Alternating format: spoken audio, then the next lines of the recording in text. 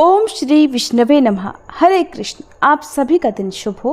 श्री हरि का आशीर्वाद आप और आपके परिवारजनों पर सदैव बना रहे। आज वैशाख मास का 12वां दिन है और आज दिनांक है 24 अप्रैल, दिन है गुरुवार। और आज वैशाख मास के कृष्ण पक्ष की वरुथनी एकादशी भी है। तो आप सभी को वरुथनी एकादशी की भी बहुत बहुत शुभकामनाएं। आशा करती हूँ कि आज हमारे चैनल पर आपने एकादशी की कथा भी सुनी होगी। अगर नहीं सुनी है तो इस अध्याय को सुनने के बाद जरूर सुन लीजिएगा। अब सुनिए आज का महात्म्य। ये सारी कथाएं भगवान वराह पृथ्वी देवी को सुना रहे हैं। विवाह का वृतांत सुनने के बाद पृथ्वी देवी ने पूछा कि प्रभु, मुझे धारण करने वाले हे प्रियतम, कलयुग में आपका दर्शन किसको होगा और परम सुंदर विग्रह वाले भगवान श्रीनिवास का दर्शन भी किसे प्राप्त हो सकेगा, ये सभी मुझे बतलाइए।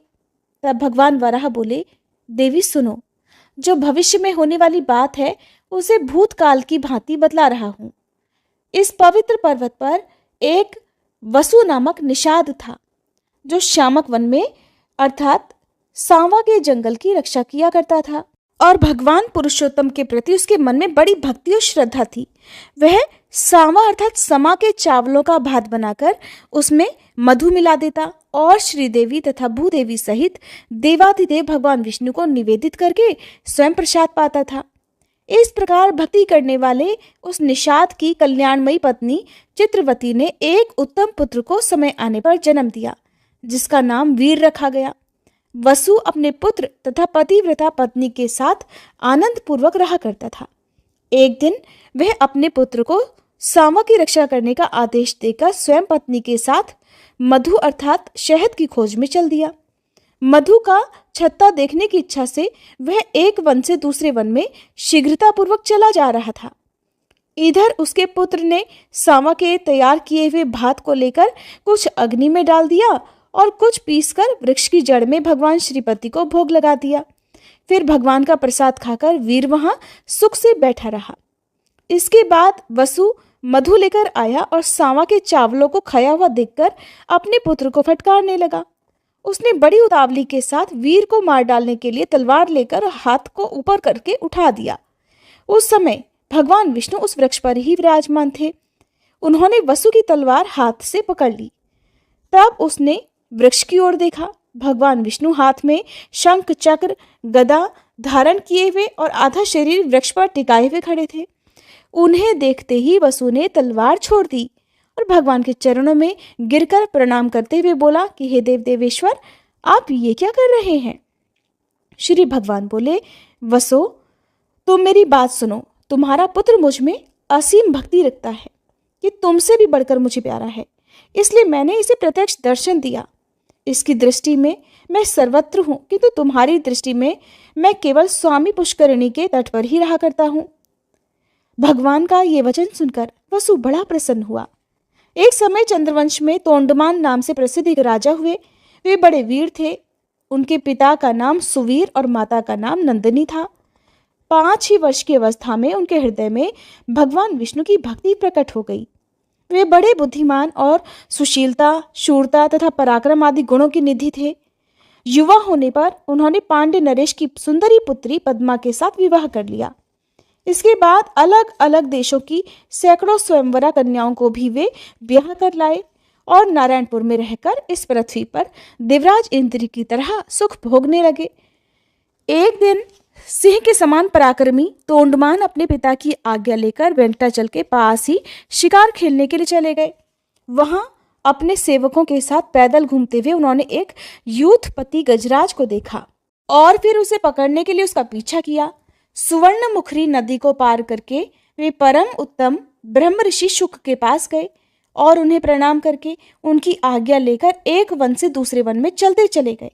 एक जगह उन्होंने रेणुका देवी को देखा, जो वल्मीक बांबी अर्थात बिमौट के आकार में खड़ी हुई थी।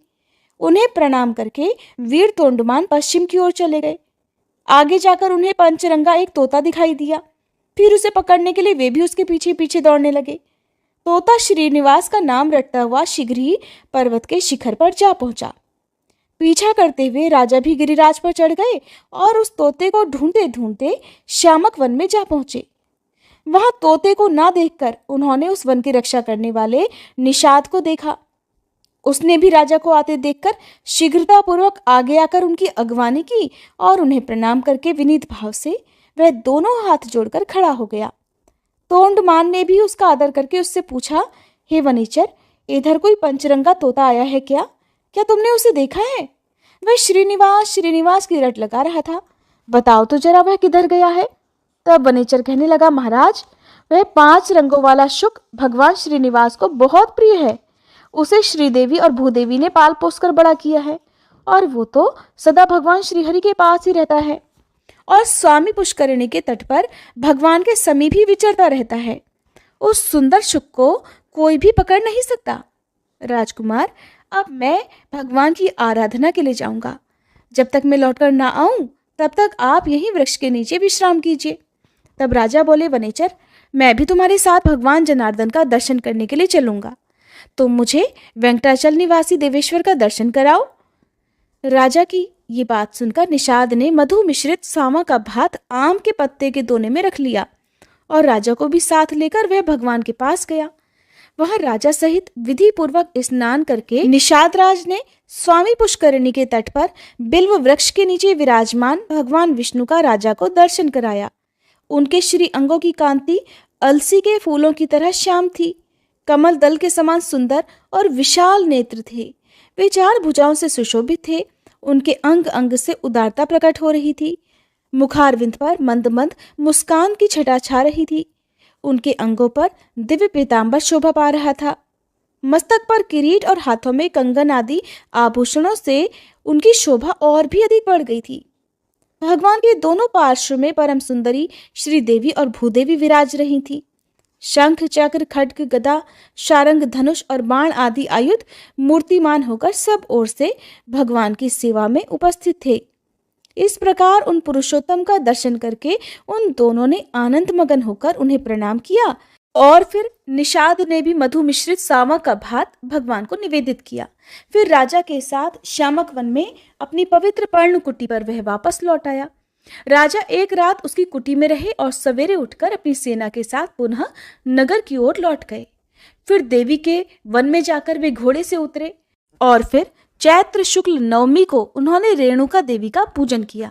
उनसे पूजित होकर देवी ने प्रसन्न होकर उन्हें वरदान दिया कि राजन, तुम्हारा राज्य निष्कंटक होगा, राजधानी तुम्हारे ही नाम से प्रसिद्ध होगी।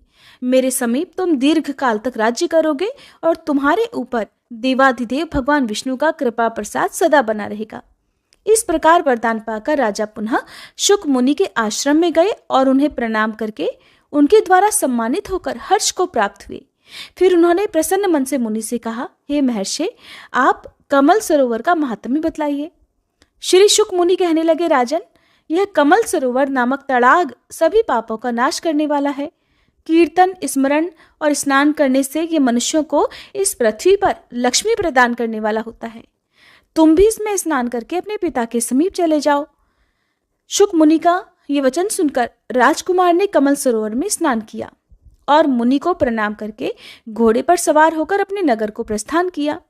पिता ने तोंडमान को 3 वर्ष के लिए युवराज बनाकर देख लिया कि मेरे पुत्र में प्रजा को प्रसन्न रखने की योग्यता, सामर्थ्य, पराक्रम, शौर्य, सुशीलता और ब्राह्मण भक्ति है। तब उन्होंने मंत्रियों से सलाह करके विधि पूर्वक पुत्र का राज्याभिषेक किया और उन्हें अपने पद पर स्थापित करके उनकी अनुमति लेकर राजा सुवीर वन में चले गए। तोंडमान ने यह विशाल साम्राज्य पाकर फिर धर्म पूर्वक राज्य किया। वराह भगवान कहते हैं कि एक दिन निषाद राज वसु तोंडमान के द्वार पर आया। द्वारपालों से उसके आगमन की सूचना पाकर महाराज ने उसे दरबार में बुलाया और मंत्रियों के साथ पुत्र और परिवार सहित उसका स्वागत सत्कार किया। इसके बाद प्रसन्न होकर उन्होंने वसु से पूछा कि वनेचर, किस कार्य से आपका यहाँ आगमन हुआ है? वसु ने कहा, राजन, मैंने वन में एक बड़े आश्चर्य की बात देखी है, उसे सुनिए। रात में कोई सफेद रंग का वाराह आकर मेरा सांवर चरने लगा। तब मैंने हाथ में धनुष लेकर उसका पीछा किया। खदेड़ने पर वह वायु के समान तेज गति से भागा और मेरे देखते ही देखते स्वामी पुष्करिणी के तट पर वल्मीक में घुस गया। तब मैंने क्रोधित होकर उस वल्मीक को खोदना आरंभ कर दिया। इतने में ही मूर्छित होकर मैं पृथ्वी पर गिर पड़ा। उसी समय मेरा यह पुत्र वहां पर आ गया और मुझे पृथ्वी पर मूर्छित होकर पड़ा हुआ देख पवित्र होकर देवाधिदेव भगवान मधुसूदन की स्तुति करने लगा। तब भगवान वराह का मुझ में आवेश हुआ और उन्होंने मेरे पुत्र से कहा, निषाद राज, तुम शीघ्र ही राजा के पास जाकर मेरा सारा वृतांत उनसे कहो। राजा काली गऊ के दूध से अभिषेक करते हुए इस वल्मीक को धो डालें, तब इसके भीतर एक परम सुंदर शिला दिखाई देगी। उसे लेकर किसी कारीगर से मेरी मूर्ति बनवाएं, जिसमें मैं भूदेवी को अपने बाएं अंक में लेकर खड़ा रहूं और मेरा मुख सूकर के समान हो। मूर्ति तैयार हो जाने पर बड़े बड़े मुनीश्वरों और वैखानस महात्माओं द्वारा उसकी स्थापना कराकर स्वयं तोंडमान भी उसकी पूजा करें। ऐसा कहकर भगवान वराह ने मुझे छोड़ दिया और फिर भी उसके बाद मैं स्वस्थ हो गया। देवाधिदेव भगवान वराह आपसे क्या कराना चाहते हैं, यही बतलाने के लिए मैं यहाँ आया हूँ। राजा तोंडमान भी ये सुनकर बहुत प्रसन्न हुए और हैरान भी हुए। इसके बाद पुष्कर आदि मंत्रियों के साथ कार्य का निश्चय करके वेंकटाचल जाने का विचार किया गया और सभी ग्वालों को बुलाकर कहा कि हे गोपगणों, जितनी भी मेरी काली और कपिला गौवें हैं, उन सबको बछड़ों सहित वेंकटाचल के पास लेकर आओ। गोपों को ऐसी आज्ञा देकर राजा ने मंत्रियों को सूचित किया कि कल ही यात्रा करनी है। इसके बाद सभी प्रजा को विदा करके जितेंद्र राजा ने अंतःपुर में प्रवेश किया और अपनी पत्नियों से वराह जी की ये कथा सुनाकर वे रात में वहीं सो गए। सपने में भगवान श्रीनिवास ने राजा को बिल का मार्ग दिखाया और उनके नगर से लेकर बिल के अंत तक मार्ग में पल्लव बिछा दिए। राजा ये स्वप्न देखकर जब सवेरे उठे तब उन्होंने शीघ्र ही मंत्रियों, प्रजाओं और ब्राह्मणों को भी बुलाया। उन सब से अपना देखा हुआ सपना सुनाकर जब उन्होंने दरवाजे पर दृष्टि डाली तब वहां पल्लव ही पल्लव बिछे हुए दिखाई दिए। तब उपयुक्त मुहूर्त में घोड़े पर सवार होकर राजा तोंडमान घर से चले और बिल के पास पहुंचकर वहीं उन्होंने नगर बनाया। उस समय देवाधिदेव भगवान ने स्वयं राजा को यह आदेश दिया, अर्थात संकेत किया कि इमली और चंपा ये दो वृक्ष बहुत उत्तम हैं, इनका पालन करो। इमली मेरा आश्रय है और चंपा लक्ष्मी जी का स्थान है। इसलिए राजाओं, ऋषियों, देवताओं तथा मनुष्यों को इन दो वृक्षों की सदा ही वंदना करनी चाहिए। तोंडमान से ऐसा कहकर भगवान विष्णु मौन हो गए। उनका वचन सुनकर राजा ने चहारदीवारी बनवाई और वैखानस कुल के मुनियों से पूजन कराया। वे प्रतिदिन बिल के मार्ग से आकर भगवान को प्रणाम करते और लौट जाते थे। उन्होंने उत्तम भोग भोगते हुए धर्मपूर्वक राज्य किया। इसी समय दक्षिण देश के एक श्रेष्ठ ब्राह्मण गंगा स्नान के लिए पत्नी सहित घर से चले। मार्ग में ही ब्राह्मणी गर्भवती हो गई। उसे इस दशा में देखकर और अपने साथ चलने में असमर्थ जानकर ब्राह्मण देवता राजा के द्वार पर आए।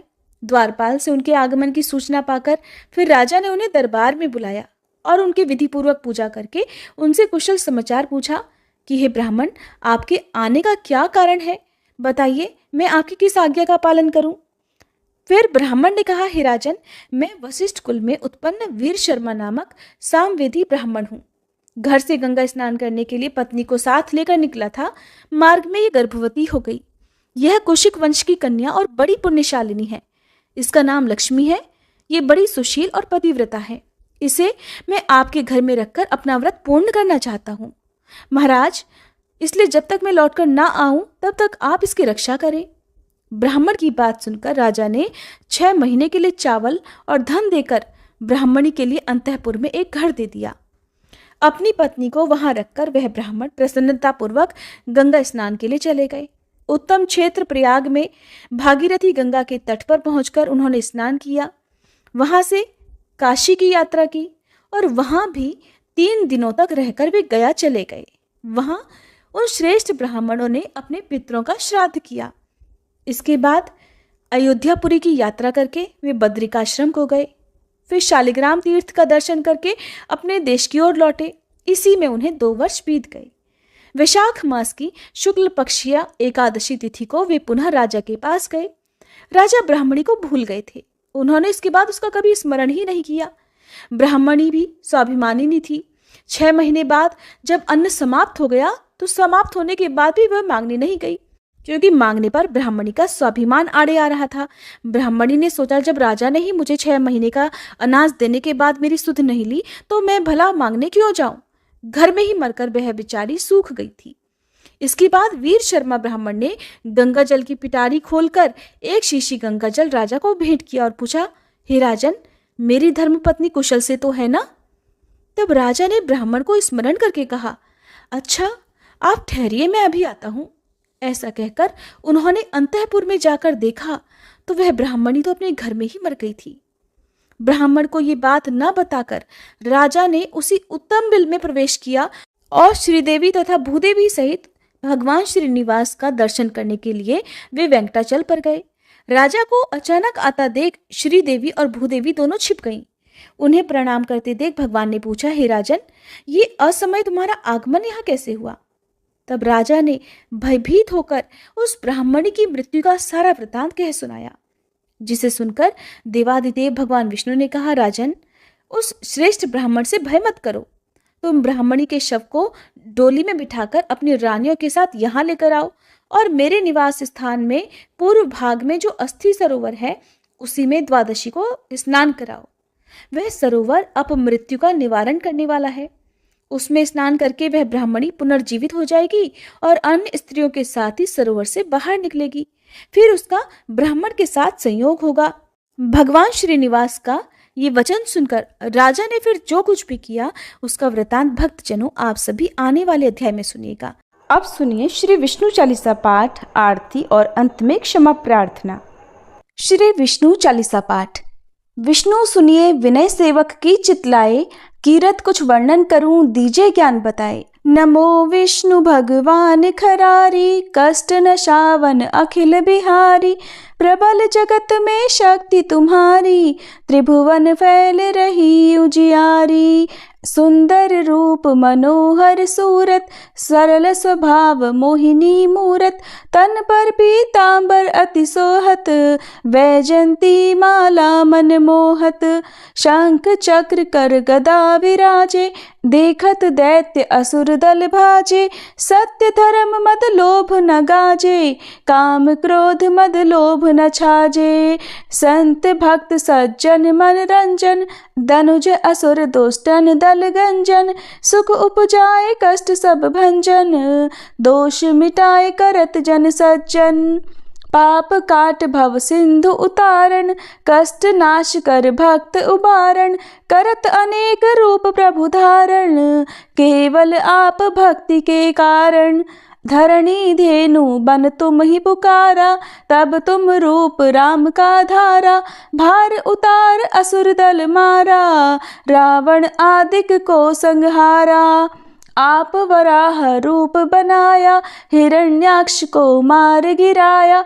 धर्मत्स्य तन सिंधु बनाया, 14 रत्नन को निकलाया। अमिलख असुरन द्वंद मचाया, रूप मोहिनी आप दिखाया। देवन को अमृत पान कराया, असुरन को छवि से बहलाया। कूर्म रूप धर सिंधु मझाया, मंदराचल गिरि तुरत उठाया। शंकर का तुम फंद छुड़ाया, भस्मासुर को रूप दिखाया। वेदन को जब असुर डुबाया, कर प्रबंध उन्हें ढूंढवाया। मोहिनी बनकर खल ही नचाया, उस ही कर से भस्म कराया। असुर जलंधर अति बलदाई, शंकर से उनकी लड़ाई। हार पार शिव शकल बनाई, कीन सती से छल खल जाई। सुमिरन कीन तुम्हें शिव रानी, बतलाई सब विपत कहानी। तब तुम बने मुनीश्वर ज्ञानी, वृंदा की सब सुरति भुलानी। देखत तीन दनुज शैतानी, वृंदा आए तुम्हें लपटानी। हो स्पर्श धर्म क्षति मानी, हना असुर उर शिव शैतानी। तुमने ध्रुव प्रहलाद उबारे, हिरणाकुश आदिक खल मारे। गणिका और अजामिल तारे, बहुत भक्त भव सिंधु उतारे। हरहु सकल संताप हमारे, कृपा करहु हरि सिरजनहारे। देखहु मैं निज दर्श तुम्हारे, दीन बंधु भक्तन हितकारे। चाहता आपका सेवक दर्शन, करहु दया अपनी मधुसूदन। जानु नहीं योग्य जब पूजन, होए यज्ञ स्तुति अनुमोदन, शील दया संतोष सुलक्षण, विदित नहीं व्रत बोध विलक्षण, करहु आपका किस विधि पूजन, कुमति विलोक होत दुख भीषण, करहु प्रणाम कौन विधि सुमिरन, कौन भांति मैं करहु समर्पण, सुर नर मुनि करत सदा सेवकाई, हर्षित रहत परम गति पाई, दीन दुखिन पर सदा सहाई, निज जन जान लेव अपनाई, पाप दोष संताप नशायो, भव बंधन से मुक्त कराओ, सुत संपत्ति दे सुख उपजाओ, निज चरणन का दास बनाओ, निगम सदा ये विनय सुनावे, पढ़े सुने जो जन सुख पावे। प्रिय श्रोताओ, आइए अब हम सब मिलकर भगवान श्री लक्ष्मी नारायण जी से क्षमा प्रार्थना करें। हे सच्चिदानंद परम करुणामय भगवान विष्णु, हे लक्ष्मी नारायण भगवान, आप सबके अंतःकरण में वास करने वाले सर्वज्ञ, सर्वशक्तिमान और अनंत दयालु हैं। मैं आपकी इस अज्ञानमय बालिका ने जीवन के पथ पर चलते हुए अनगिनत बार अपने विचारों, वचनों और कर्मों से जाने अनजाने पाप, त्रुटियां और अपराध किए हैं। हे प्रभु, कभी किसी के साथ कटु व्यवहार किया, कभी अहंकार में कुछ ऐसा बोल गई जो आपकी मर्यादाओं के विरुद्ध था, कभी क्रोध आया, कभी मोह ने भरमाया और कभी लोभ ने मुझे आपके पथ से डगमगाया। परंतु प्रभु, आप तो क्षमाशील हैं। आप तो उसी को उठाते हैं जो गिर गया हो, उसी को थामते हैं जो भटक गया हो। हे श्री हरि, मैं स्वीकार करती हूँ कि मेरी बुद्धि संकीर्ण है, मन चंचल है, इंद्रियां आकर्षणों में बहक जाती हैं, परंतु मेरा हृदय बार बार आपके श्री चरणों की ओर ही लौट आता है। हे प्रभु, मैं आपकी शरण में हूँ। आपके बिना मेरा कोई सहारा नहीं, कोई गति नहीं। मुझ में यदि कोई गुण है तो वह आपके चरणों की भक्ति है। मुझ में यदि कोई शक्ति है तो वह आपके नाम का स्मरण है। आपकी कृपा के बिना मैं कुछ भी नहीं। इसलिए हे करुणा सिंधु, कृपया मुझ पर दृष्टि डालिए, मेरे समस्त पापों को क्षमा कर दीजिए, मुझे अपनी भक्ति में दृढ़ बनाइए और अपने प्रेम में बांध लीजिए। मैं न योग जानती हूँ, न यज्ञ, न तप, न व्रत। मैं तो केवल एक बात जानती हूँ कि आप मेरे हैं और मैं आपकी हूँ। यही संबंध मेरी आत्मा की अंतिम पहचान है। सभी प्रेम से बोलिए श्री कृष्ण भगवान की जय, श्री लक्ष्मी नारायण भगवान की जय।